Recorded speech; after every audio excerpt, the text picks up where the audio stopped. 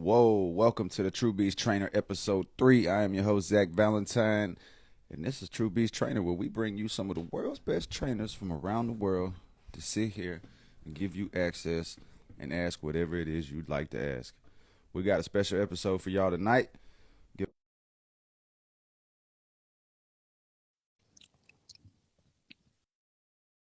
And we're going to get this thing rolling.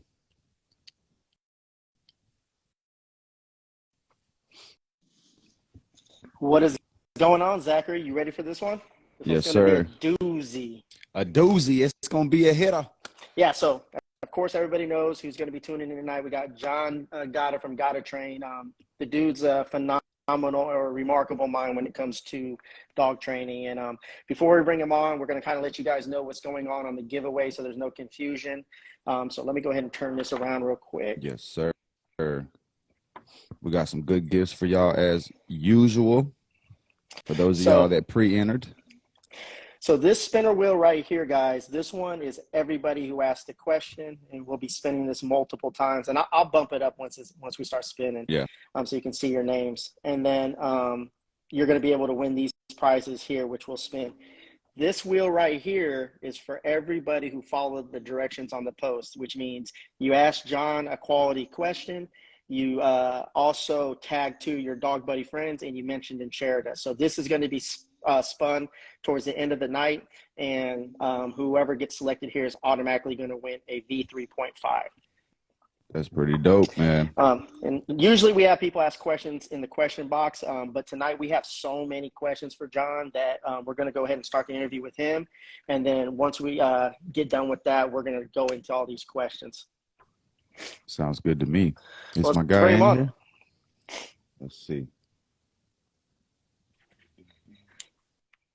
Yeah, man, we're going live. So if you guys don't listen to it tonight, you can always go on Spotify, Apple Podcasts. It's called the True Beast Podcast, and you can listen to other episodes there. And go subscribe, man. And because we definitely need the support. So we want to be able to continue to bring you valuable resources and trainers and minds.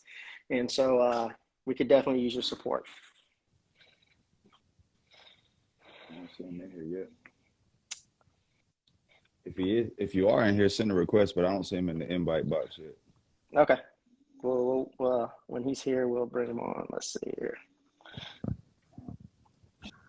Yeah, man. I hope everybody out there had a wonderful New Year. It's 2023. What are some of your guys' goals, man? Yeah. Let's hear some of y'all's goals. Let's see what y'all got going on out there, man. We got some motivated people. Team X Dog strong. I know a lot of you guys have your own New Year's resolutions, but do you guys have any resolutions for you and your dog? You know, I know Zach is doing 75 hard. I'm doing 75 hard, and I'm out there working with my dogs every day, man. So I'm excited about it. And for those tuning in, the V3.5 updates. The V3.5s have been picked up. They're headed to LAX ports. They should get there on the 13th. It takes a few days for them to clear the ports, depending on how congested it is.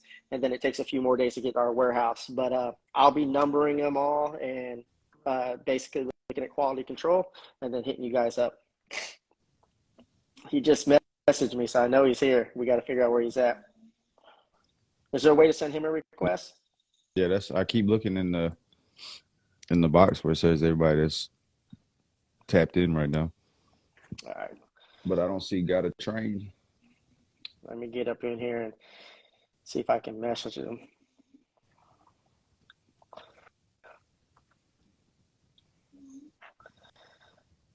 All right. Maybe he doesn't know to send us a request. Yeah, if he's in here, it should pop up to let me send him one too, but I don't see him. What happened to my light? There we go. Yeah, man, I'm excited for this one, man. Gonna learn some stuff. We got some pretty good questions. We got some great giveaways, which is always dope. So one thing I'm doing something different this year, as I talked to Zach, is that we kind of rearranged our customer support stuff. And so everybody who purchases or invests into X-Dog from our website, we're definitely going to, I'm going to be giving you a personal call.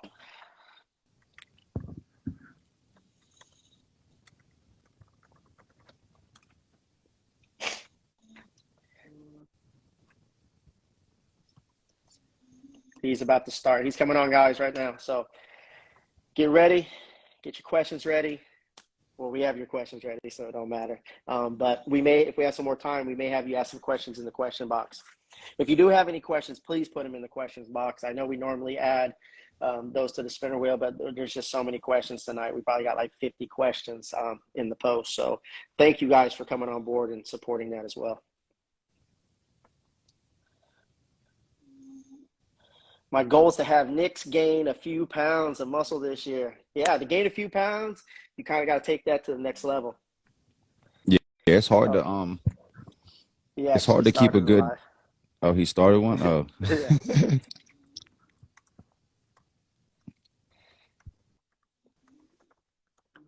Yeah, just tell him come join ours. We'll get him in here, guys. Sorry about the confusion. It's all good though. Yeah, like you said, if you do got questions, make sure you hit the question mark at the bottom of the screen, put them inside that question mark box, and it makes it easier for me to find them when we go through the questions. But we did run a contest today for prior questions, and we have a lot of entries and we have a lot of questions. So we're going to run through a lot of them before we get to the questions in the question mark if you tonight. guys can do us a favor, go over to Agata Trains live right now and tell him that we're waiting on. Oh, here he is. There he is. We got him right here. Boom.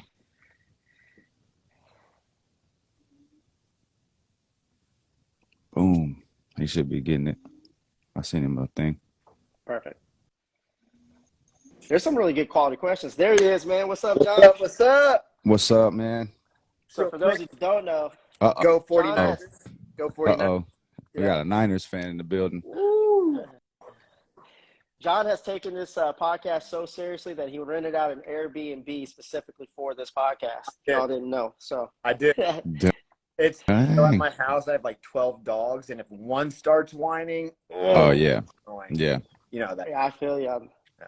So first of all, I want to say thank you for coming on and taking time out of your busy schedule to bring value to the community. This is a value-driven podcast, and so we want to bring on people who we feel impact and inspire dog owners worldwide, and you are one of the top people on the list. So I just want to say thank you for that. And if you haven't met Zak, Zak is one of our in-house marketing and graphics designers and stuff like that. So he does he is a little bit of jack of all trades. He does video editing and stuff like that. Of course, he hosts the podcast with me.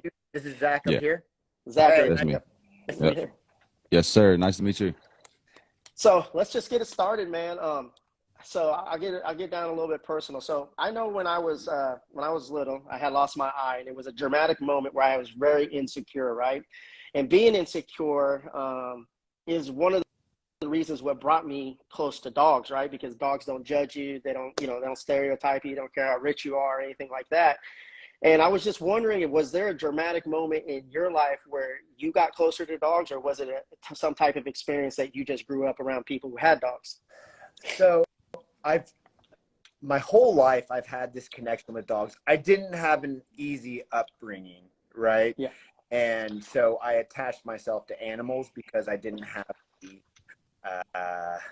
human aspect, I guess. I mean, my mom's a great mom. My dad is a good dad, but dogs are what made me feel normal, if that makes sense. Yeah. So, yeah. All right. So, with that being said, when you got into dog, what got you into dog training? Like, what was the first initial thing that really said, you know what, I really want to start training dogs? Steve Irwin. You remember the crocodile hunter? Who could not remember that guy? Hey, Rest I in watched peace. that guy religiously. I loved that guy, right? Really? And his passion. I would go around as a kid, run around trying to catch like lizards and snakes every chance that I would get, right? Yeah. And the passion that I saw in that guy, because my mom didn't allow me to like watch cartoons and watch MTV and stuff, but I was allowed to watch Animal Planet. So when as I grew up, I realized I started watching Cesar Millan, and I was like, oh, I'm going to be the next big dog trainer. And I remember in high school, I would tell people I'm going to be a dog trainer, and they would laugh at me. Like, they would laugh at me. Like, oh, you just want to be a poor person. You don't know this, that. And I let them basically talk me out of my dreams, right? Wow. they would laugh at me. And the funny thing is years later, look at me now. Yeah. Yeah, you made a nice career out of it, to say the least. It's yeah. No, that's a dope story. I mean, when you hear a lot of times this you got to take a moment, like Stan said, it was a point in his life that made him turn towards dogs. But it's you take that pain and you take that energy and you turn it into a positive and you make something successful out of it. It gives you that drive to want to be like, all right, now I got to prove these people that I'm really about this shit. Oh yeah. You know, I had a trainer tell me that you can't turn a hound into a retriever. And every day I have it written on my board, right? Because I look at it as a hound is someone that sniffs something out and can't let go of it, right? Yeah. And a retriever's a go-getter. Yeah. But I want to be a right? Yeah. So what type of style of dog training would you identify yourself as being? What type of trainer? I'm an instinctual trainer. I just follow my gut, right? And the hard part is when you're trying to learn the foundation of how to do like advanced obedience, instinctual doesn't always serve that purpose, right? Huh. But yeah, I just trust my gut. So like when I came into this industry, I didn't have a mentor. I just kind of winged it. Really? Is that you'll see that the things that you do, although they work in the moment, they don't work in the long term, or we don't know the effects of what I did in the beginning to how it ended up in the long term, right? Interesting. So like, I'll give you an example. So basically I had this dog that I was trying to play tug of war with and trying to teach it an out. And other trainers would use an e-collar and a prong collar, and they would pop, pop, pop, pop, pop, or they would try all these different techniques. And what I did is I stepped on the dog's paw, right? Thinking, oh, that's going to work. And it worked right away. But the struggle I have today is what are the repercussions of stepping on that paw? Can that dog like have an easy time getting its nails clipped? Did that cause some kind of traumatic experience? You see a lot of times with like protection dogs that you touch their paws and they release the grip.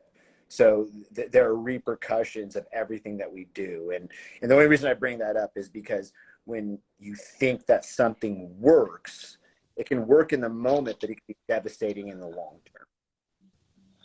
That's something that's really interesting. You know, it almost falls in the line of dog psychology. You know, and you know every reaction or every decision you make can yield a consequence in the long run that you may not be that you may not understand now. You know, and I think that has a lot to do with entrepreneurship and business. And with dog trainers, I think it goes hand in hand. You know, especially if you're a dog trainer, entrepreneur, and dog training is something very similar. You know. Yeah. Oh, totally. I mean, you think about how many young trainers think that they know everything. Yeah. Right? Like they think that everything that they say is gospel. And the reality is that we're on cloud 9 until we realize that the more we learn, the more we don't know. Yeah. Yeah. I mean, that's life in general. You don't know what you don't know. It's true. Yeah, that's the goal, to find it out. Yeah. So let me go back a little bit then. Then you said you didn't have a mentor. So do you have mentors now? Yes, I do. So I have a bunch now. So I've been really blessed. So when I was in the pet world, it was really hard. I had this guy, Dennis, dogs. He's at Dogs of Two Wars. And when I first started off, I reached out to like, no joke, like 200 trainers, and they all just gave me the runaround and told me to fuck off. Right. Yeah. And Dennis was somebody that reached out, didn't want anything from me. He just said that he saw that I was motivated. So he wanted to help me with troubleshooting.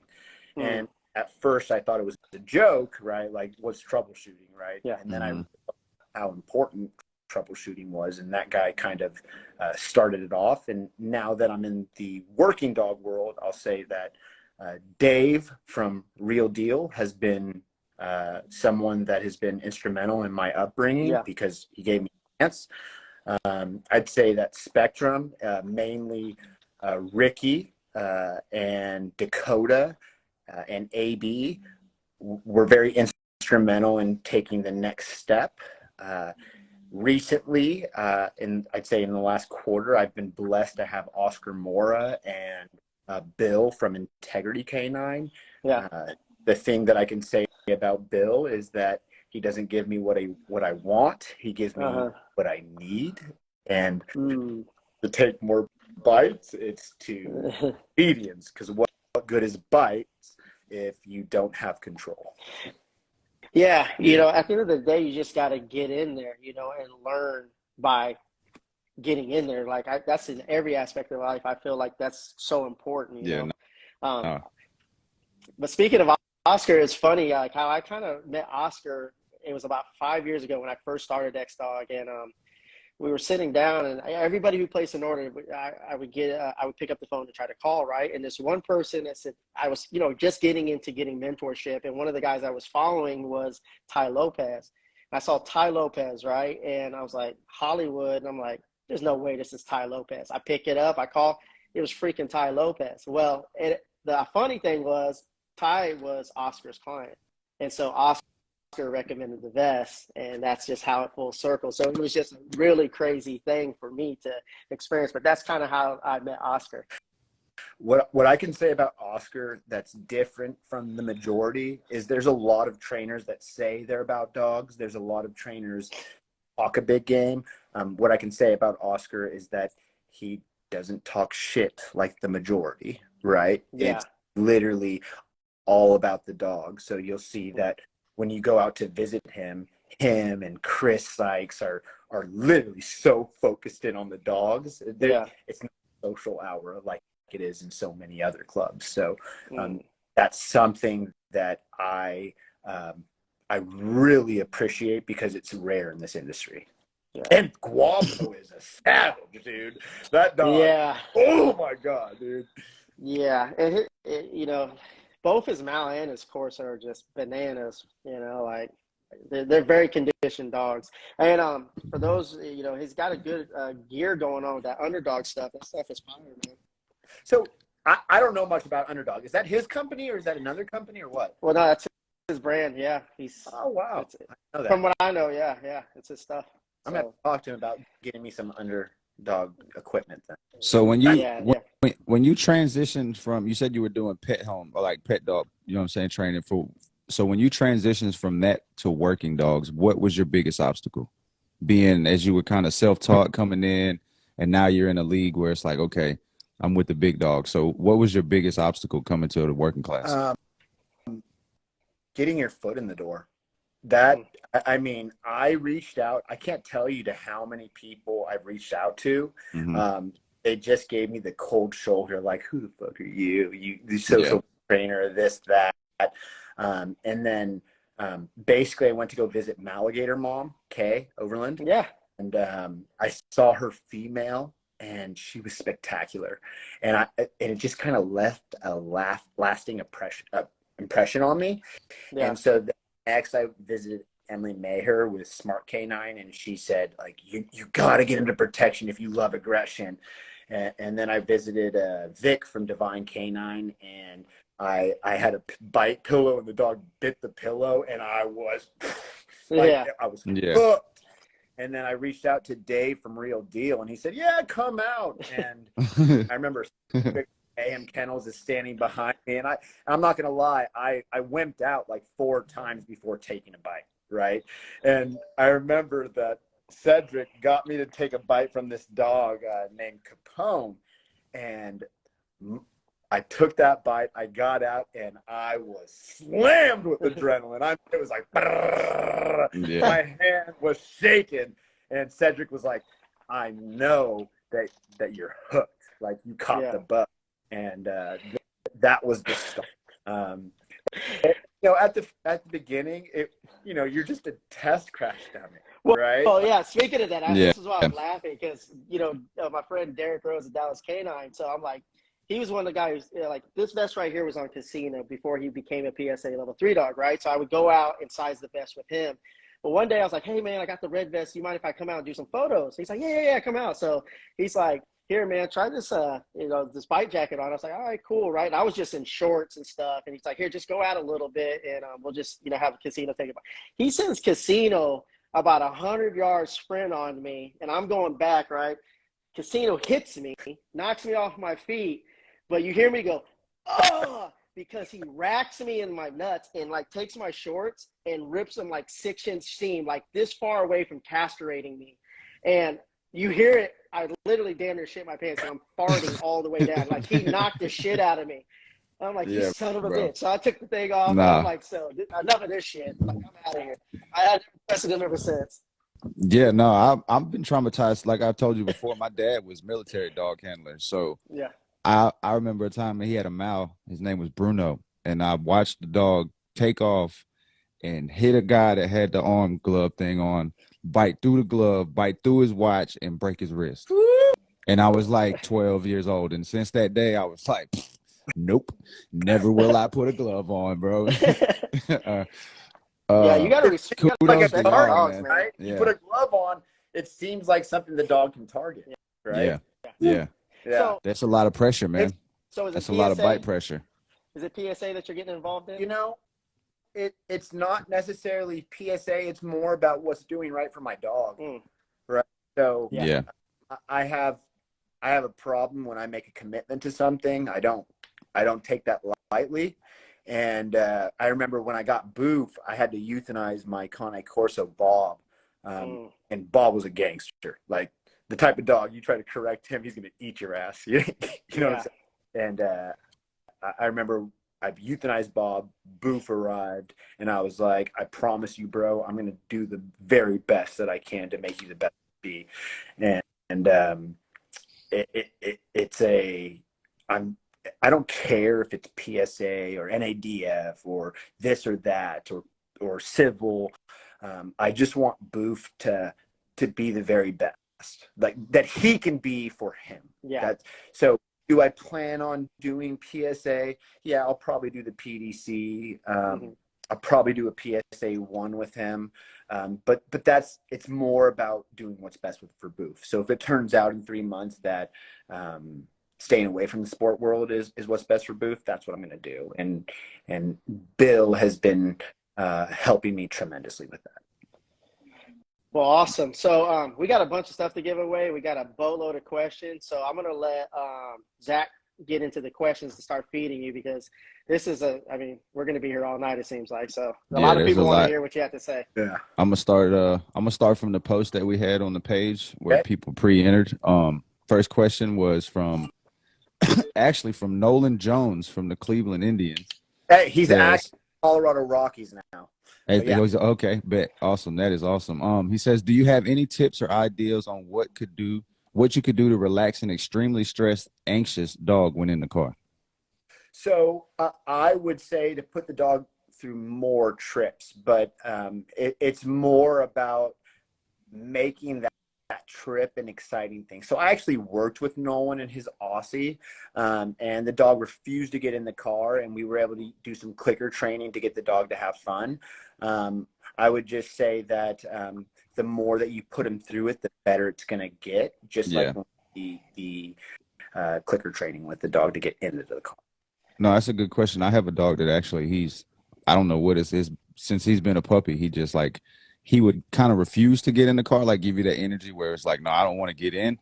And I would kind of take him on little trips here and there. But then as he got older, he's grown. So he's like, hey, bro, I'm not getting in the car. But I've been wanting to try to figure out ways to so would you think it would be better for shorter trips or longer trip? Like take like an hour trip or 10, 15-minute trips? It's more about making it the dog's idea, in my opinion, right? Yeah.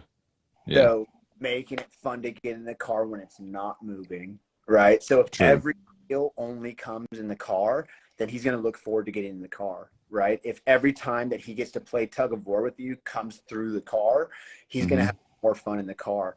Now, if we just kind of force obedience him into the car, then it's not that much fun. But if we make it his idea to lay down in the car, then can be a lot more entertaining because it's the dog's idea. So the way that I like to put it is, if we have a kid that's 5 years old and we pretend like folding our laundry is the best thing in the world, and the kid's like, what are you guys going to do? I'm like, oh, we're going to do our thing. Yeah, Right? yeah. That the kid in 3 or 4 days is like, hey, mom, dad, are you ready to do our thing? Like, Yeah, let's go do yeah, some let's go do laundry. our thing. Yeah, Let's go fold some yeah, laundry. And then yeah. when the kid's 12, 13 years old, we can say, all right, you're old enough to understand that this is actually called cleaning your room, so just go fucking do it. Yeah. Dog's idea. You know, that's The same thing with men, right? Like, all of us, we know that if it's our idea, it's brilliant. But if you come up with the idea, nah, that doesn't work. it's interesting how you say go through to get to something, because for example, like with Bravado, he's a very sensitive dog and he doesn't like anything behind him. And I have a video today where I had posted of him, right? But I got another video where I'm putting it on him and he first started, his tail's tucked, he's freaked out, but I know he goes crazy over the jolly ball. So now, you know, initially I put the vest on, the jolly ball comes out. I put the vest and the drag bag on, and now I bring the jolly ball out and this fool is sprinting like he didn't even notice anything was behind him. And so you got to find, I guess you got to try to find things that motivate your dog, you know, and like you said, make it think it's their idea. Yeah, seriously. Okay. Yeah, no, that makes sense. All right. So for those who couldn't see the spinner wheel, tonight you don't have to, I mean, just reach out to us. Let me see. It was Ari's, hold on a second, results. Oh, Ari's God of Bullies, you won a Formula Mass weight gainer 45. So just letting you know. And all right. So here is the next question for you, John. Lisa Flip.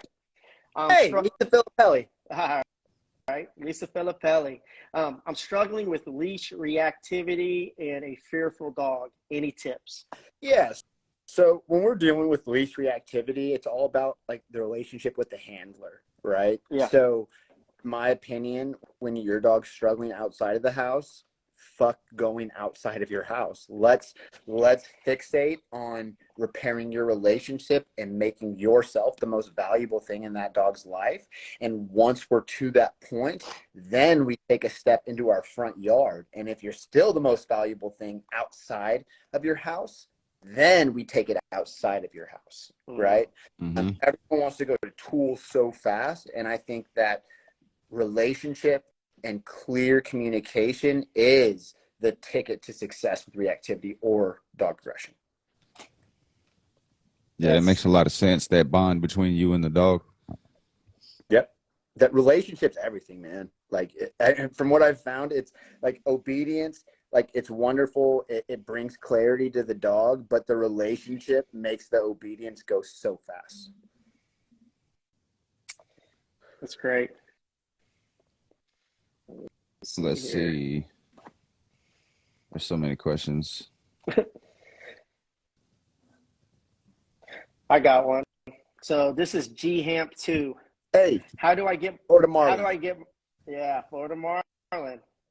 How do I get my dog to stop barking at the same neighbors walking across the street? So this is very similar to the leash reactivity issue. What we need to do is we need to bring value in us. So if the value is in us and there is a distraction down the way, then it's really easy. The struggle is if we don't take the time to make ourselves valuable, it becomes very challenging to be valuable out in public, right? Yeah. So first and foremost, it's a situation where you want to do most of your training outside. So instead of doing like that 5-minute hand feeding session inside your home where it's easy, no distractions, go do it at a park, go do it at Home Depot, right? Make yourself valuable in areas where your dog has struggles. And at first it'll be very complicated because the dog is going to be fixated on all these new things. But if you stay with it, what's going to happen is the dog is going to learn real quick that sticking with you, paying attention to mom and dad means good things are coming. Great answer. Once again, building that bond in public. Relationship communication, baby. My long-haired German Shepherd keeps escaping our backyard. We haven't We can't keep him on a leash, and as he keeps loose dogs and coyotes away from my goats and chickens. Wait a minute. So what's the question? So, What- so the problem is, he's well, just breaking loose. Yeah. that is a livestock guardian. That's not right. So the whole thing is, if you had maybe a what's it called? When the dog can only go in certain areas, or it gets like it's like the e-collar, but it's like a Mm-hmm. area e-collar, so there's like a visible fence. Yeah. That would be beneficial unless you had a dog that's like a Catahoula or something that's going to blow right through it. The struggle is that you've created a habit where the dog is making the same mistake over and over, and then you allow it to continue making that mistake while it gets its way, which is very hard to fix. So you have to be a part of training. It can't just be like the dog figures it out on its own. You have to teach the dog to stay in that area. You have to reward the dog for staying in that area, right? Now, I know that's not like a perfect answer, but it's a situation where people need to take the time to teach the dog what is expected, not what the dog genetically wants to do. Yeah, that makes sense. All right. Tyler.Herb. Whew. I have 2 dogs, golden retriever and a toy poodle. Both are 2 years old. They're both great, but our toy poodle's first reaction when she hears anything out of the norm is to bark. She won't bark long, but it's the initial reaction that drives us nuts, especially being in an apartment complex. Any tips? Yeah. So there's a couple things. So one, the dog's emotional state of mind can play a role in what's happening. So say it's a weaker genetic dog, and I'm not trying to say like that's a bad dog. I'm saying like just a weaker dog, right? A dog that's not top shelf, right? Yeah. Give it too many choices, it causes a little bit of anxiety or fear because they're not equipped to make the choices. So 2 things that you can do is, one, you can tell the dog when it starts up, like it's like, rah, rah, rah, rah. Say, good dog, thank you for letting me know, right? And Yeah. Mm-hmm. a lot of, I would say like 85% of dogs, they stop barking when you say, thank you for letting me know. Like just simply saying that, right? Yeah. The flip side of that is, if you teach your dog a command, so the dog barks, rah, rah, rah, rah, rah, you would say, hey, go to place. Place is a safe place where nothing ever happens, right? And giving the dog that is struggling with something like fear or anxiety, even if you don't think it's what it is, giving the dog a task or a job when it is struggling can be very beneficial. So play stay, down stay, sit stay, crate stay, whatever you want it to be. There we go. All day. Let's see here. Well, this kind of bounces off of what we were just talking about. Scotty the Mini Schnauzer says, best way to stop barking and turning a guest when they come to your home. Basically the same thing because it's the same excitement, right? Yeah, so I found that when it comes to people coming into your home, there's a couple options that we have. So one is play stay. Giving the dog a designated area it is very beneficial, even though it may not work with all dogs. The second thing, maybe putting the dog in a crate until it calms down when the person's been there for an hour. But the biggest thing is, this is what I do with a lot of my clients, is if the dog's on a leash, someone knocks on the door, I'm going to take that dog to the door. I'm going to tell the person, hey, count to 10 and then come in the house. And basically, I'm going to walk the dog into the island or wherever. I'm just going to walk the dog in circles.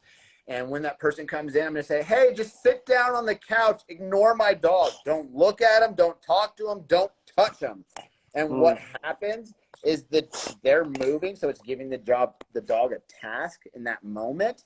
And I sit down, or the new person sits down, and then the person comes around the kitchen island or whatever, sits down with the dog on a leash. Now, if the dog is not on a leash, the dog has too many choices to make a bad decision and practice the wrong behavior. But if you have the dog on a leash and you're keeping it moving, meaning giving it something to do, it makes it tremendously easier.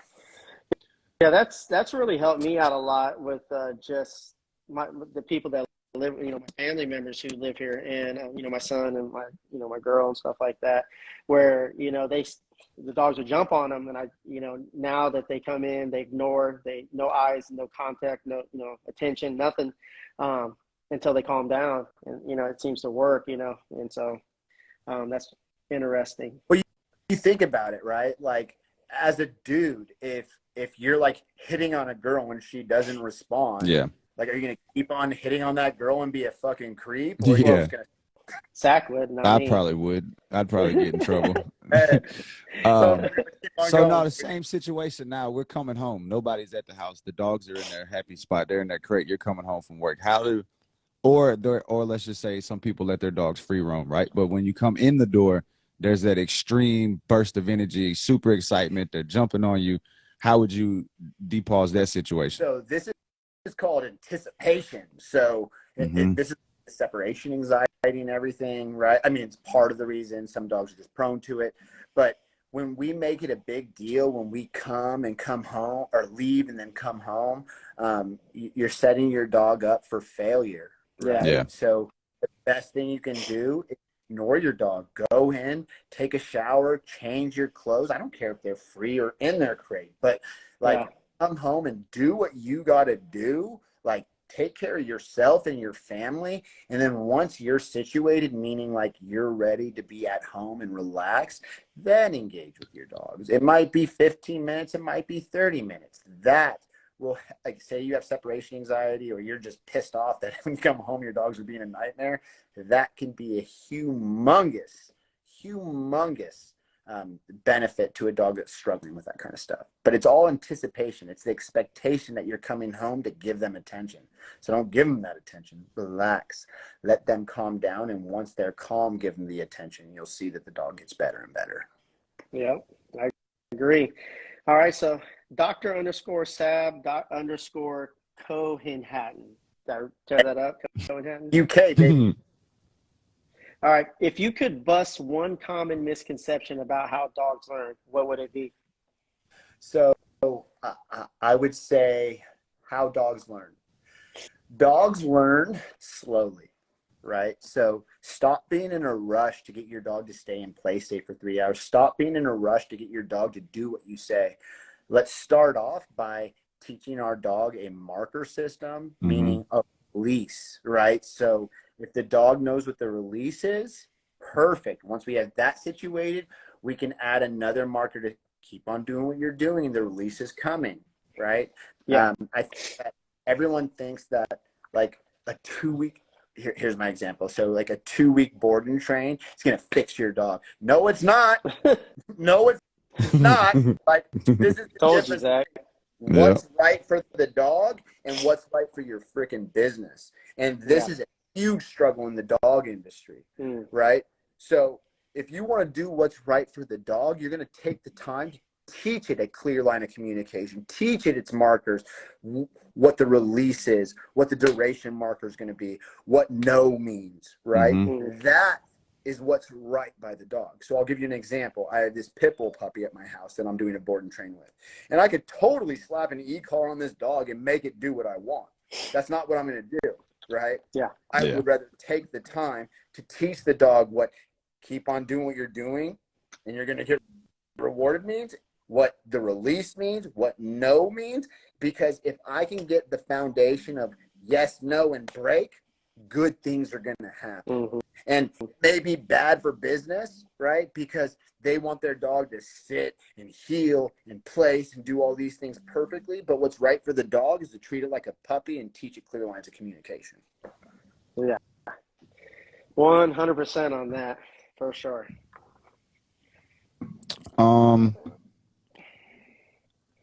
Is that it's a Barica? It's a Barica. Says, when should socialization begin? How can I learn about my dog's temperament, and how can I socialize dog with people and other dogs? So this is perfect. It depends on the dog, first and foremost. So if you have like a fearful dog, well, letting it go to a dog park, worst thing you can do. That's not socialization. Letting every Tom, Dick, and Sally come up like, oh, my puppy. Yeah. Worst thing you can do. Literally, if you want to socialize your dog, go to Home Depot. Don't let a fucking person touch the dog. Go walk around a dog park, but never go in. Let the dog see the whole entire world without having to interact unless they're ready to. That was pretty simple enough right there. Dog training, right? Yep. We keep it simple. People get it. We make it complicated, like people that don't know what they're doing, and people get lost. Zach always tells me to keep it simple, stupid. It hurts my feelings, but it's effective. Straight up. Yep. Go Can't ahead and find overthink another it. question. Let's see here. Oh, here's a good one. Mika says, how do you start training your dogs to prepare for a baby? Woo! So here's the thing. One, having your marker system, so having a yes, no, and a release. Secondly, teaching your dog place is super beneficial. Teaching your dog crate is super beneficial. And it's not because we want to keep your dogs trapped. It's because when your baby's having an issue and crying, we want that cry to mean go to your crate or go to place, right? So when we're like hanging out watching TV, what we do is we have the baby in our right arm and we have the dog on our left side on a leash, and we practice doing that, right? Mm-hmm. Yeah. The dog gets over interested. What do? We put the dog away, Yeah. right? But I think it all starts before the baby arrives and having a plan. So you can turn on a YouTube baby sound, and when that occurs, it means go to place or crate. That's interesting. One thing can make the transition much easier, but I do think that practicing having the baby in your right arm and having your dog on your left, or vice versa, dog in your left or baby in your left arm and dog on your right can be very beneficial, right?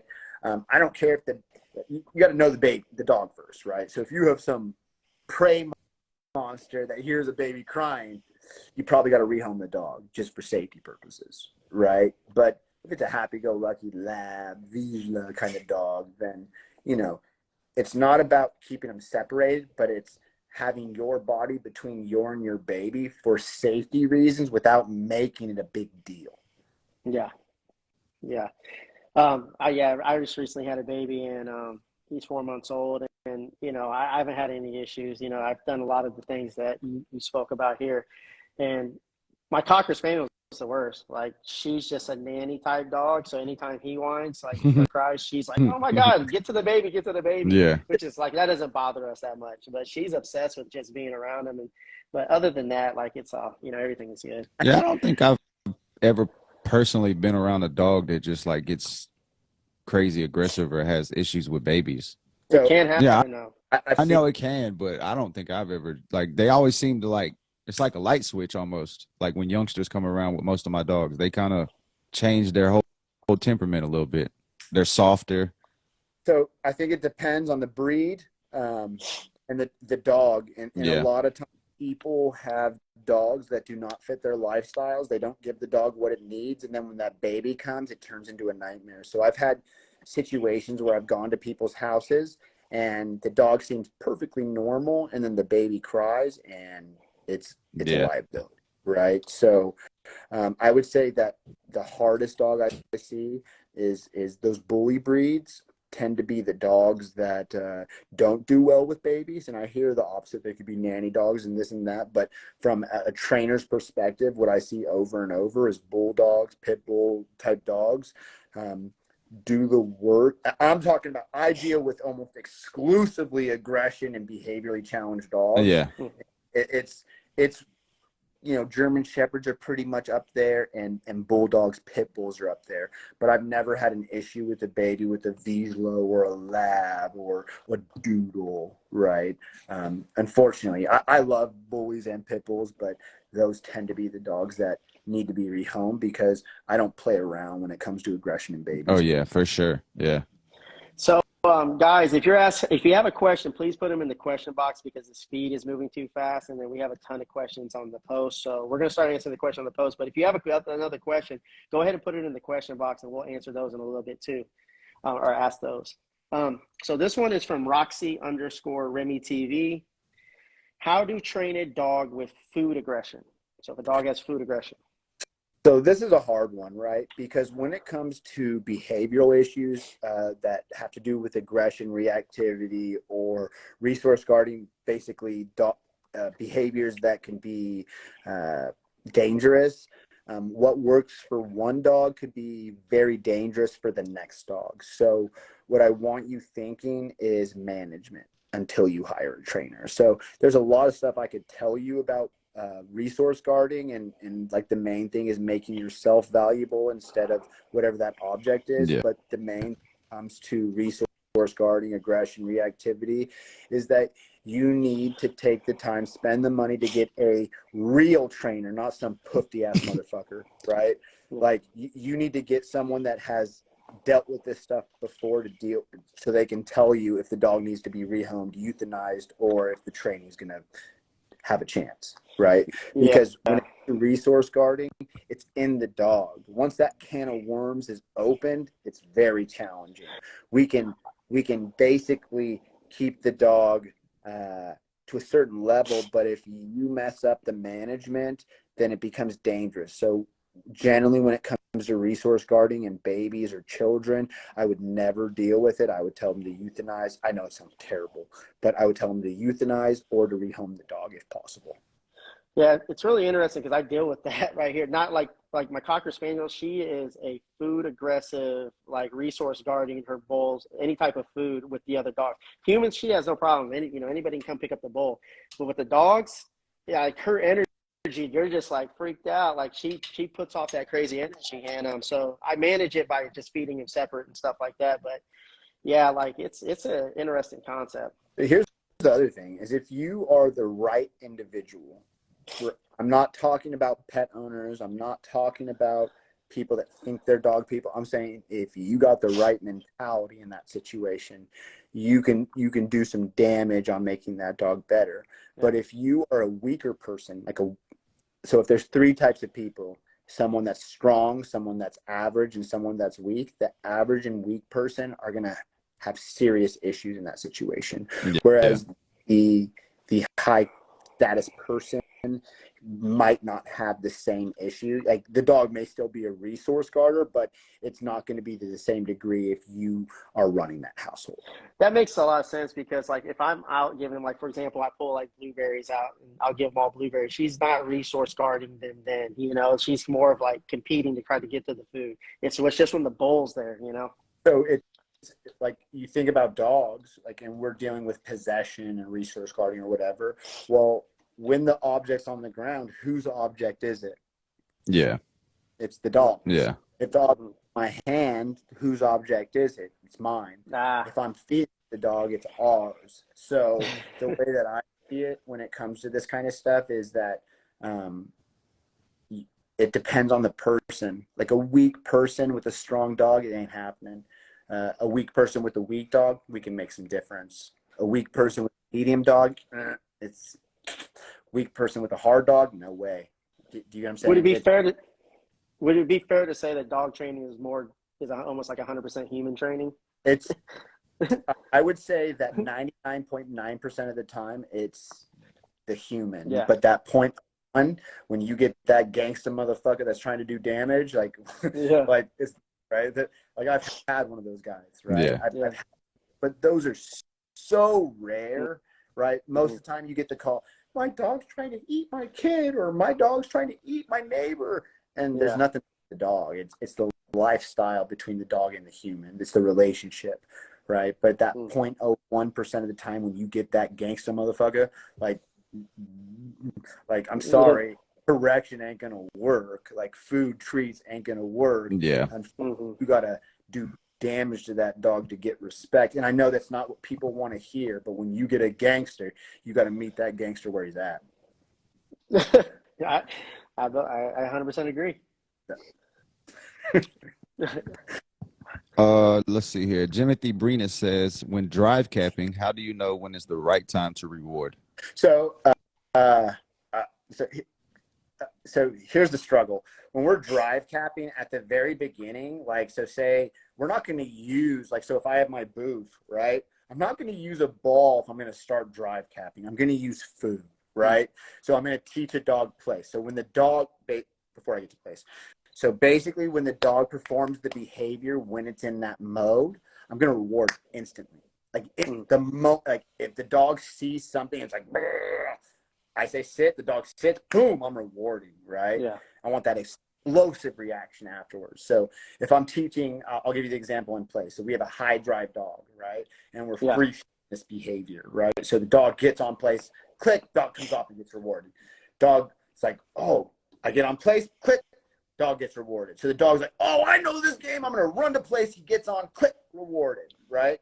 And then what's going to happen once we know the dog understands what's expected is that we're going to raise the criteria, right? So the dog goes to place. The dog is sitting in place. And what happens? I wait a second.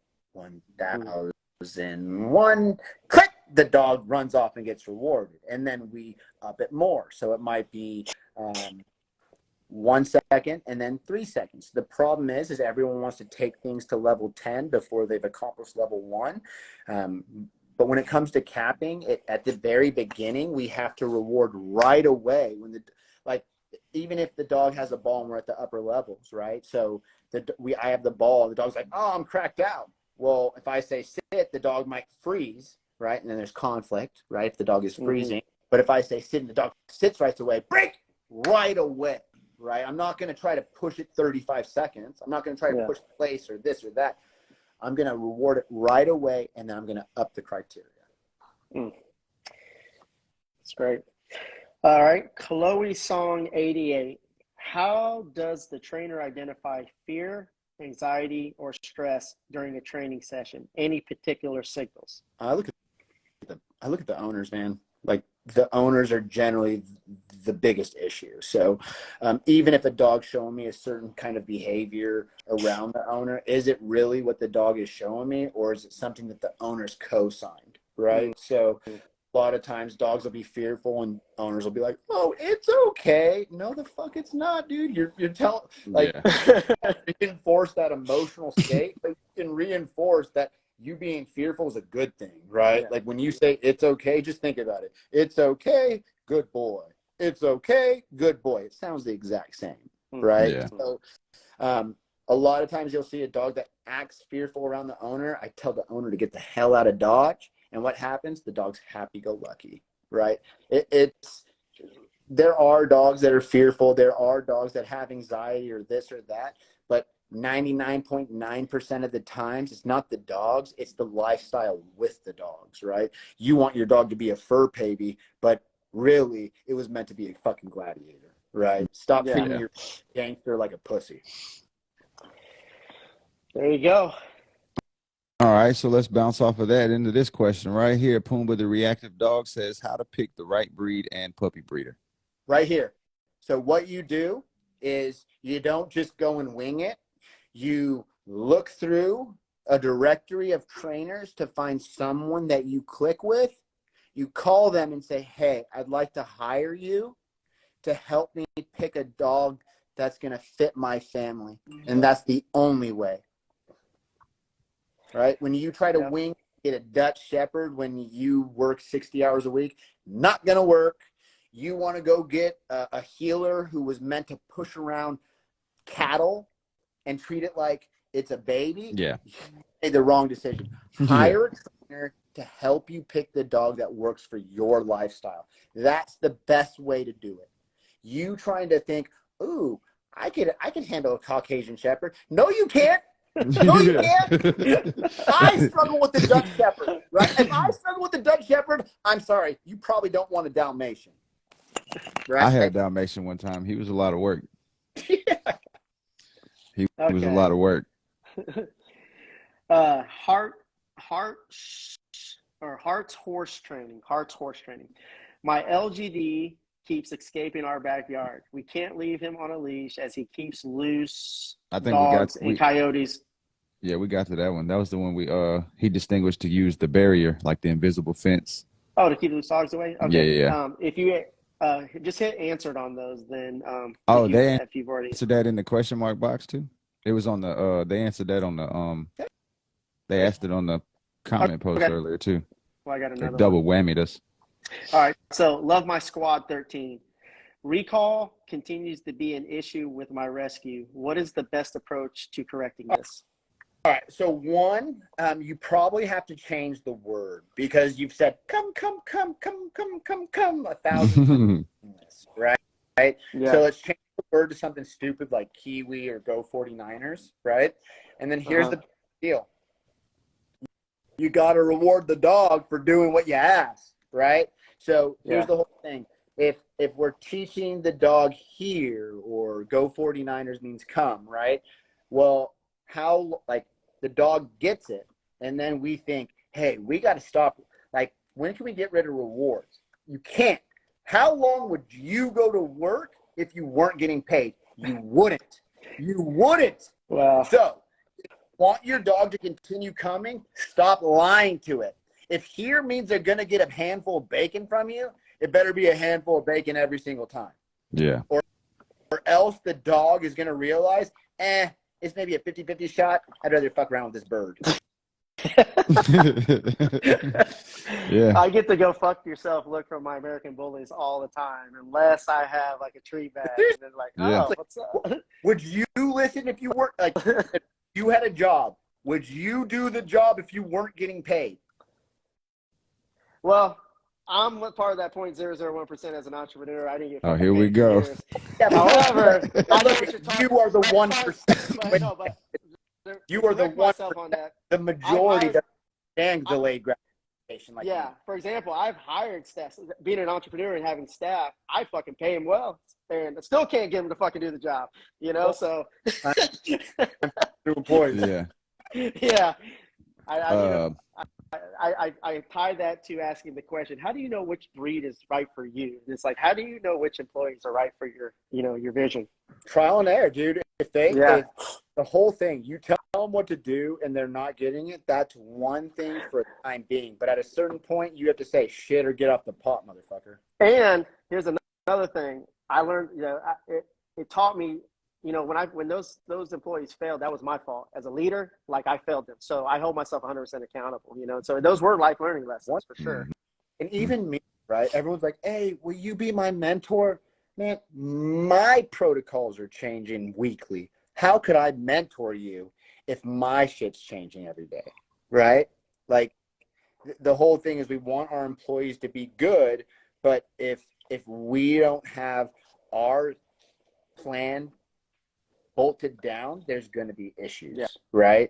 If we're allowing them to get away with the little things, there's going to be issues, right? And then the other thing with employees is that no one appreciates your business the way that we appreciate our business. So it's really hard to affect what we put into what we love, right? Very true.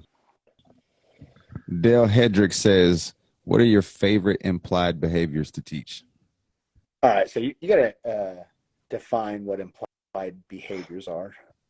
If they're in here. Dale, if you're in here, enlighten us a little further, and we'll try to get the best answer we can for you. You had brought this up earlier. Jay Tango, any tips to use the booth lead? Oh, yeah. I mean, I think I have one right here. Ooh, I do. All right. I'm like, what the fuck is a booth lead? So it's a 36-inch slip lead, named after my beautiful dog named Booth from Von Morsney. Okay. And 45,199. So this is what it looks like. It's just a slip lead, right? But it's a 1/4-inch biothane. I got Valorware to make them for me. And basically what you want is when you're facing your dog, you want it to look like a P. Mm-hmm. So the P and your dog's on your left, you put it on, you rotate it up, you push it down like that so that it fits squarely around the neck, high and tight. And that way, the reason I like a 36-inch slip lead is because most dog owners, when we're walking and the dog starts to do something wrong, what do? Their hands go straight up. Yeah. Like, I don't know why. It's just a thing people do. Their hands go straight up. And the nice thing about a short biothane slip lead like the Booth is that it's literally the dog is doing something wrong, and instead of putting your hand up, it teaches owners proper leash pressure fast, right? So the dog starts pulling, I pull up, and it's literally that easy. The dog stops, the the pressure goes off. So what it does is the booth actually teaches owners how to use pressure. And if they know how to use pressure on a slip lead, then we can change that to a prong collar, and then we can change that to an e-collar if necessary, right? So it's with dog training, it's about pressure on, pressure off, right? Yeah. So dogs make a mistake, pressure comes on, they stop making the mistake, pressure goes away, right? And the same thing goes with the prong collar. The problem is if we go straight from the prong collar, people start overcorrecting, right? Mm-hmm. And really, it's baby touch. It's like finger touch, and that's why I love the 36-inch biofan slip lead. Very interesting. It's All right. not so much for sport or professional people or experienced people. It's perfect for pet people. What about right? like would it address dogs that are pulling or like heavy pullers on the leash? Yeah, dude. If you put that on and it's high and tight, it's like, here's the thing. If you get that big, huge slip lead, unfortunately, it looks like it's going to do work, but there's too much surface area. We want it thinner because it has more effect as it's thinner. Yeah. That makes a lot of sense. Neely Watts says, which is a good subscriber follower. She tips in all the time, man. So let's see. What's a good indoor activity to keep a dog busy during the winter months? We live in Canada. Ooh, super cold. I love nose work stuff, right? So I'll hide treats around the house. I'll teach tricks, but I think that the nose pays, right? So I went to a Cameron Ford seminar, and he kind of changed the way that I saw things. And I think that, dogs have noses that are like 3,000 times more powerful than ours, and we never make them use it. And you think about what dogs need to be biologically fulfilled, right? So I think that they need to know how to use their nose. I think they need to know how to follow their nose, how to give chase, how to take down prey, right? So I look at that as dog using his nose to find things, dog playing tug of war or fetch to retrieve things, and then dogs using tug of war to rip and shred. I think that those are three basic needs that every dog needs: to rip and shred, to chase things, and to use their nose to find things. That totally makes sense. I mean, when you think about it, it's nose, eyes, ears, right? And so as a pup, they can only smell, and they automatically have to work and search for their food, And so it totally makes sense, Especially if a dog's fearful. That's my sister right there, by the way, Laura Crow. Oh, right there. she got a good one for you. Yeah. Okay. She says, Go ahead and ask that one. how do I get my dog to stop being so obsessed with me? Seriously, he cries constantly if I'm not touching him. I love and cuddle him constantly. It makes no sense because he never gets enough. So it's real simple, sissy. Stop being a pushover. Stop Yeah. being so available for your dogs, and make affectionate moments on your terms. Yeah. So not when you're up to you, but when you ask your dog, "Hey, Jack, J-Mo, come give mama some love." Give it a word, right? Mm-hmm. Because if it's always on their terms, it's kind of like dating. If a girl's always available, am I really going to be that interested in her? No, because that's boring. I want a girl that's going to make me work my ass off to get it. You get what I'm saying? So. Okay. Yeah. That's toxic. Okay. I always wonder why I must have been attracted to toxic relationships. It all Now I know. stems from childhood. I got one in the comments. Ellie Rescues. What are the first steps you should take when you bring a new rescue dog into the home? Okay, so the first thing is if you're a foster, so say you're a foster of rescue dogs, Mm-hmm. It is not your job to baby the dog. It is not your job to treat that dog like it's God's gift to the world. It's your job to set that dog up for success, meaning to teach how to be okay in a crate, to teach it how to go to place, to teach it what yes, no, and free means, right? Yeah. It is not acceptable for you to make this dog overly attached to you and then ship it off to some home where it's confused, and then when those owners are not you, it has trouble, right? Mm-hmm. The best you can do is to give that dog consistency. Teach the dog the rules and boundaries of the home before you give it freedom, love, affection, all the things that you want to give it, because those things should be earned when the dog is a troublemaker. You know, you think about an adopted kid that may have had some serious struggles or bad things happen to him.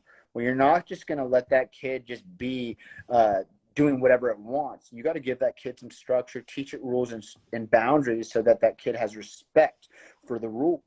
And once it has respect for the rules, then we can open up affection and fun and all the good things that come along with it. So I would focus on structure, rules, and boundaries before love and affection. Yeah, I would say that's why me and Stan's relationship works so good. I make him work for my love. Yeah. It's just And I have makes to it work work really better. hard for his affection. You know, they talk about a dog psychology center. They talk a lot, you know, Caesar always talks about affection last. You know, you exercise work, then affection, you know, Yeah. last. But it seems like we do opposite. It's like we affection first. Well, I I'll mean, tell you, I came up in the rescue world, right, where I couldn't find a mentor, so I would just foster dogs that no one wanted, right? yeah. And the first one was this dog Rebel, and Rebel was biting people, all kinds of crazy stuff. And I put that dog in a crate, and when he came out, he went to place and he would earn his food. There was no such thing as affection, and he got better.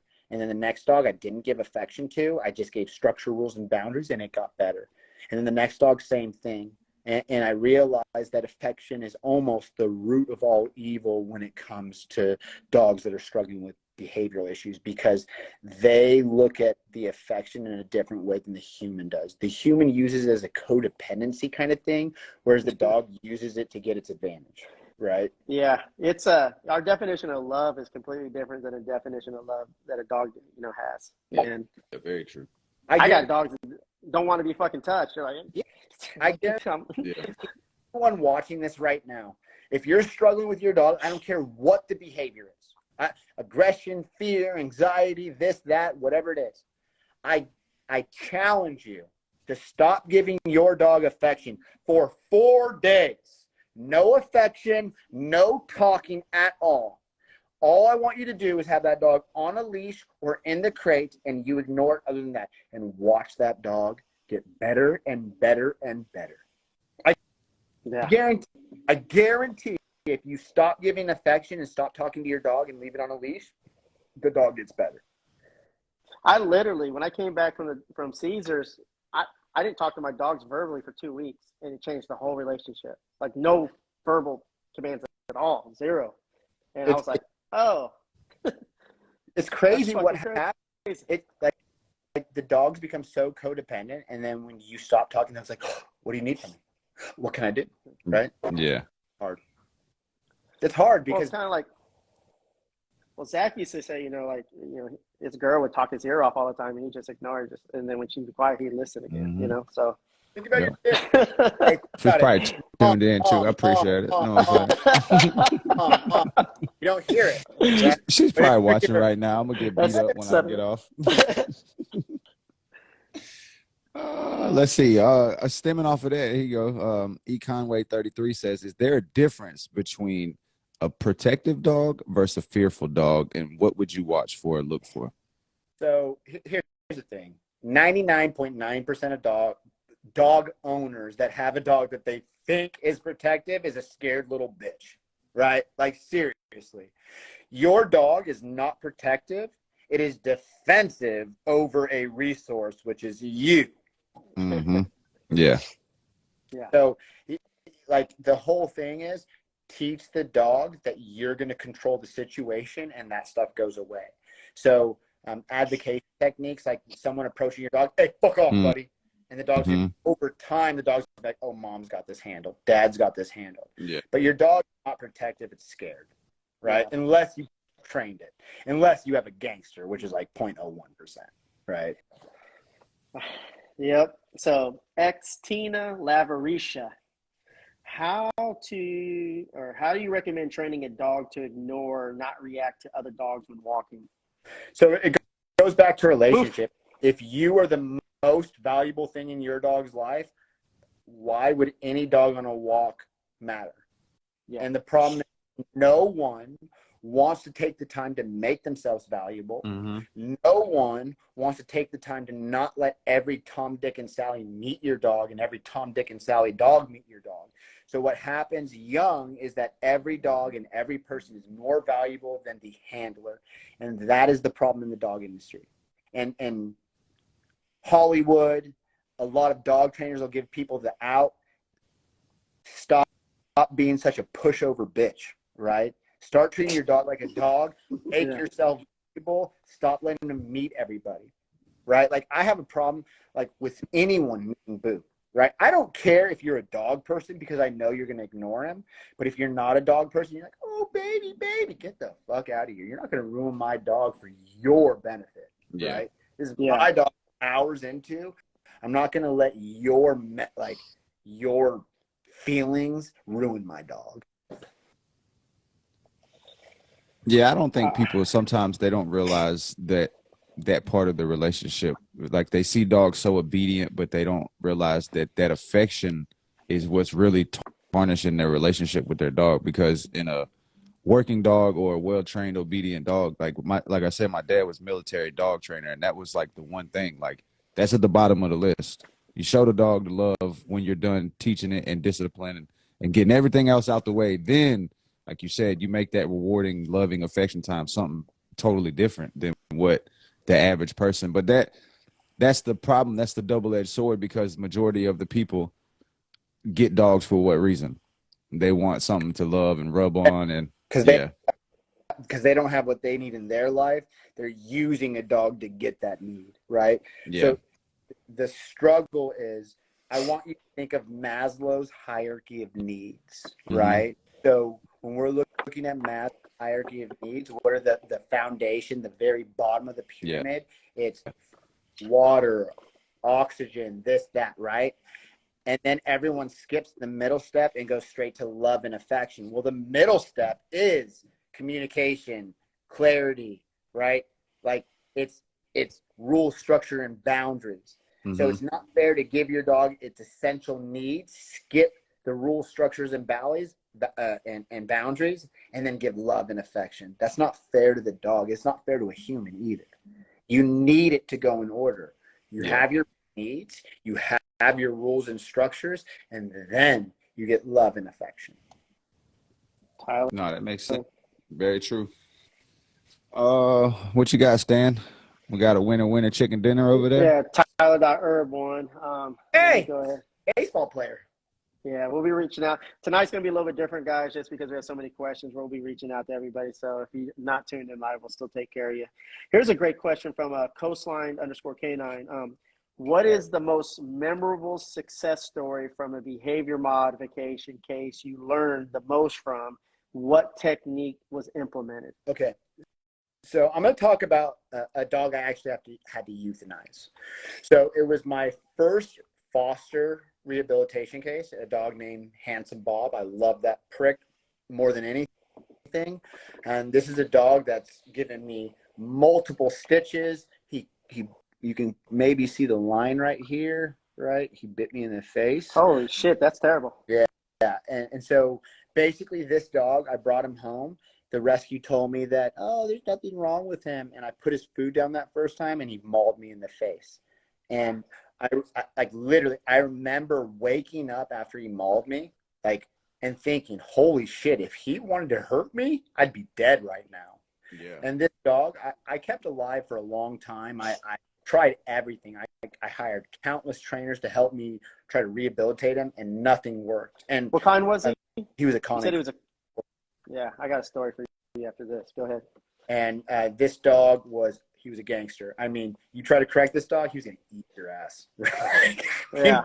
Like, and this dog, I ended up having to do. I started marking the aggression, right? So like, he'd be aggressive, and I would mark it, and so that I could turn on the aggression. And then I would put him into a relax. So aggression, relax, aggression, relax. And it was really easy for me to manage him, but it was the reason that this was such a good case is because he taught me that some dogs just are better off euthanized. And I know that sounds terrible, right? Because we want to save them all as a rescue person. But me euthanizing that dog was the best thing that ever happened to me, right? And because he destroyed my life. He made my life a living hell. And I remember the moment that he was euthanized, that I was very upset because my life got easier, and it hurt me inside that his sacrifice made my life so much better. Like, the dog stopped playing in my house because he was so much work, and when he was gone, the dog started playing again. And so as a young trainer, you need to realize when you have that dog, that I'm not talking about an aggressive dog that you can handle. I'm talking about that motherfucker, right? You run into these dogs, if you don't have the proper skill set, euthanasia is the best case scenario, right? And I know it sounds terrible, and it's not the behavior mod that where I got the success. It's really easy to give a dog structure and get success if you have any kind of skill set. But when you have a gangster gladiator that's looking to do damage, that is a liability, that is super, like, understanding that you can't save them all, that you have, like, that it is kinder to put the dog down. It is so beneficial, because I crushed that dog, not with physical pressure. I crushed that dog mentally. And I remember the day that he was crying in his crate, and he, like, just whining, and I was like, shut the fuck up, and he flinched. Bob's not a flincher. Bob was a gangster. And that was the moment I realized that I ruined the dog, right? And it was that moment that I called the vet to euthanize it. And I know that sounds terrible, and it's not probably the response that Eric wanted, but euthanizing that dog in that moment has had a profound impact on pet clients and people that are dealing with aggressive dogs, even dog trainers that don't know what to do with what they're handling. Yeah, I mean, no, I mean, like you said, man, sometimes we got to remember what dogs originate from, what they're, they were genetically bred to do the certain types of things. And there's some of them that come out, and that's just, chemical imbalances. It could be a lot of things that makes a dog that point, man. And I hate to hear it. That's a shitty story, but like you said, look how far you have came from that, how much you've learned, and how much it impacted you to become a better handler, a better trainer, all of the above. That dog made me who I am today, right? Yeah. The dog that I am today is because of Handsome Dog, right? And it was the hardest thing ever, right? But I'll tell you that it's dogs like that, right? That set you apart from someone that's never dealt with something like that. Yeah. Yeah. All right. Cookie MC who? How to acclimate a new shepherd 5-month-old puppy with 2 cats. Don't need to be friends, just coexist. The kitty cats. So positive encounters, right? So I would say that if the cats are in the crate and the dog is in place, wonderful. If the cats are free and the dog is in the crate, wonderful. Don't be in a rush. We want positive short encounters and build off that. Now, you need to hire a trainer so that dog doesn't kill those cats, right? Because what works for one dog can be devastating for the next. But short, simple, fun. You want the dog coming back for more rather than having a negative experience. Stop pushing things further because it's going well. End it on a high note. Yeah. All right. We got a couple more questions, and then we'll do the spinner wheel to see who's going to win the V3.5. A lot of questions. Yeah. Man, they were waiting on you, bro. Junie Lee 09 says, what is your opinion on marking the unwanted behavior and rewarding for it to change the dog's mentality on the reactive stimulus? So, I mean, I talked about it with Bob, right? Yeah. In rare occasion, I will mark a bad behavior because I've exhausted all other options. But if you are marking behaviors, so there's a story of this Malinois and some purely positive. I don't have any problem with purely positive trainers, like unless you're dealing with aggression, like sometimes, right? But like there's this Malinois, 7 months old, and they're trying to mark behaviors with food, but they're marking the wrong thing. The dog ended up mauling somebody and being euthanized. So when it comes to aggression, I know it's not what you want to hear. You need to find somebody that is equipped to answer those questions, because me giving you guidance right now could be devastating, right? Because Yeah. every dog needs something different, and that's just with aggression. So you focus on a clear line of communication, your marker system, having a release, having a marker to tell them that keep on doing what you're doing, and then having a no, like keep doing or try again. And that's all I'm willing to really give on an aggressive case. You need to hire a trainer, right? And if you can't afford a trainer, then the reality is euthanize the dog. I know it sounds terrible. All right, we're gonna go ahead and spin the spinner wheel for the V3.5, and if you guys have one more question or any good quality question, go ahead and ask it now, and then we'll call it a night. Speak now, forever hold your peace. While we're waiting on that and another question to come in, they want to ask you something, Stan. They say, Draco's Entertainment says, does the X-Dog vest work on your dog's chest? Yeah, I mean, it starts from the feet on up, but it just depends on what you're doing with the X-Dog vest, while it's on. Go ahead. I saw a question from Greg. That was like, what's something that you would tell people that are coming up in the dog industry? Like, what's a lesson that you learned? And here's the lesson: that not everybody on social media is your friend. And just because you are willing to help doesn't mean that they're willing to reciprocate. So always make sure that you're taking care of yourself and you're getting what you need when dealing with trainers that are not associated with you. Yeah, that's a whole nother topic. I've gone through that personal experience myself, and it's kind of crazy because like you could do 1,000 things for somebody, and if you make one little mistake or they feel like they got one little type of mistake, man, it's like they'll hang you and they'll forget everything that you've done for them. So,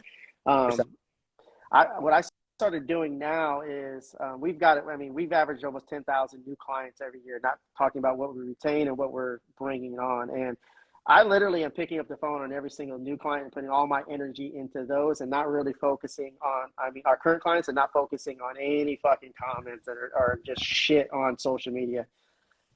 All right, let's see. This one might be good. She's going to probably, I hope this happens. Let me see. Could Chloe Song 88 or Ashley Mardis win the V3.5? Now, these are going to be pre-orders, so you'll have to wait till the third week to get them. But, we got a boatload of colors. Boom, boom. Is it? Congratulations. Chloe Song 88. Congratulations, Chloe. That's the question. Now, the V3.5 vest. You're a winner. Hit us up. Like you said, I got Boof messed me up today. He almost took out my knee, and really? He used to ice my knee. The cooling pack in the yes, sir. Yeah, that's awesome. So, all right, man. So, a person wants to get into dog training. What would be three things that you would say they need to do that would help them excel becoming a dog trainer in the next 3 to 5 years? Okay. So I winged it. And if I go over to Bill with an integrity, he's fixing all the gaps. So I'm having to erase and refix everything. So finding a good mentor is the number one priority. Number two is sacrificing all distractions. If you're unwilling to sacrifice distractions, I'm sorry, you're going to be just like everyone else. You want to watch Netflix. You want to be on social media all day. You want to go out to bars and bang chicks every weekend. I'm sorry, not going to compete with me. Yeah. You on blast, bro? Shit. What's the third one?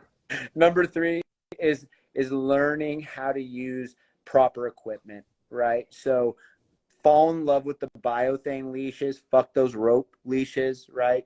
Get yourself an X-Dog vest. I'll tell you, when you have a dog on a treadmill or you're trying to get your dog to launch with a parachute, it makes a difference, right? So getting quality equipment, it is going to set you apart. You want to use that rope leash? I'm sorry, I'm going to walk all over you, right? Yeah. My clients will walk all over you with a biothane slip lead, right?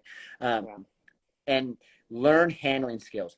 If you're a dog trainer and you're so reliant on an e-collar and a prong collar, I'm sorry, you're not cream of the crop. My clients will walk all over you with their leash handling skills on a biothane slip leash, right? Learn how to use a slip leash. You learn how to use a flat collar, and don't move on to a prong collar, e-collar until you have it down pat with a flat or a slip lead. Yeah, I've seen people ruin dogs with an e-collar, just constantly just ding, ding, ding, instead of using it correctly. So there you go. Like, I think you hit it on the head when it comes to, one, get mentorship. I spent 16 years of winging it, and then 5 years ago, I got an entrepreneur group, got some mentorship, and next thing you know, it's been the best 4 or 5 years of my business career. What was the second thing you said? Learn how to use proper equipment. That was number 3. What was number 2? No distraction. Oh yeah. So yeah, Alex Ramosi says this all the time, Zach.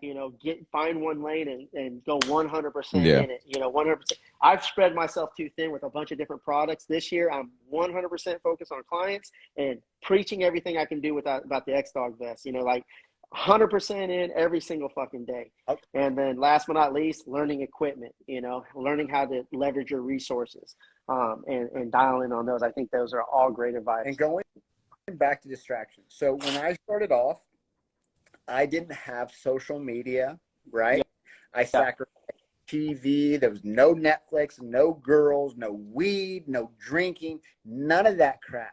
Because me sacrificing those things while other dog trainers did not, gave me the ability to surpass them. Such a competitive advantage.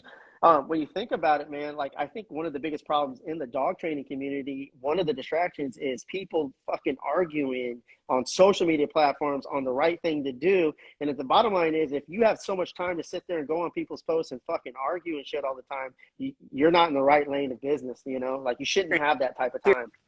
Seriously. Hey, if you're talking shit about other trainers, you're not doing shit. You're just as bad as those trainers, right? Yeah. You look at the greats in our industry. You hear Oscar Mora talking about people? No, you do not. You hear Bill talking about people? No, you do not. You hear Ivan talking about people? You do not, right? Well, my business partner has created an app called K9 Pro, and it's a lead generator for dog trainers. He has about 40 clients underneath him. And there's multiple clients that are reaching that not the 9-figure, but the 8-figure mark that, their goal is to hit 10 million this year. They've expanded into multiple franchises. You hardly ever see them online because they have so much fucking business flooding in. They have absolutely no time, and it's kind of crazy. Like, I get, understand how that could be a massive distraction towards your growth. I'll tell you this. I didn't have social media. I started, and just within 3 months, I had like 500,000, right? Yeah. I remember the moment that I realized that I had to get educated. So I posted a video kind of like, hey, don't challenge people to do things they're not willing to put time into doing. And someone reached out privately, and they were like, hey, John, someone tried your spatial pressure and got bit by their dog. And I thought, holy shit. Yeah. If someone put pressure on Bob, he would have torn him up. And it was that moment that I realized that I don't want 1 million followers if I'm a fucking idiot. And that's why I need to get educated, because if you have 1 million followers, you better do right by those 1 million followers by getting educated, right? Yeah, 100%, man. I mean, people, you're a liability. Anything you put online, you can become a liability. And so you definitely need to understand that. But yes, sir. You don't. Tonight was a Great episode, John. First Yeah, of we all, I want to appreciate just your say, time, man. Oh yeah. yeah, thank you for coming on. You know, I'm a big fan of yours. We have a lot to talk about. I kind of want to talk to you about that booth lease. That thing is nice, man. You know, like I'm a product developer, so when I saw that, I was like, analyzing. I was like, that's fucking interesting. And so it's kind of crazy because you know we're about to next month. I'll have the non-slip slip lead. But I just wanted to get your thoughts on some things, and then we have another thing that you want to talk about too Oh that yeah. I'm interested in. Yeah. Yeah, we'll keep that on the cards. But thank you, man, for coming on. We have to bring you on again as a Oh, guest in the near future. And man, I look forward to growing with you in oh 2023. And just thank you so much for impacting and inspiring in our community. And just remember, guys, that just because people tell you you can't doesn't mean you can't. Boom. People will limit you because they can't. Yeah. Right? Yes. Yes, sir. Don't let people tell you what you can and can't do, because everyone's told me you can't do this, you can't do that. And look at me today. Boom. There you go. Thank you all for tuning in. I'll be reaching out to you guys personally on all the winners tonight. And man, as always, man, 2023, Team X Dog Song, you're the true beast. All right. Y'all heard it here first.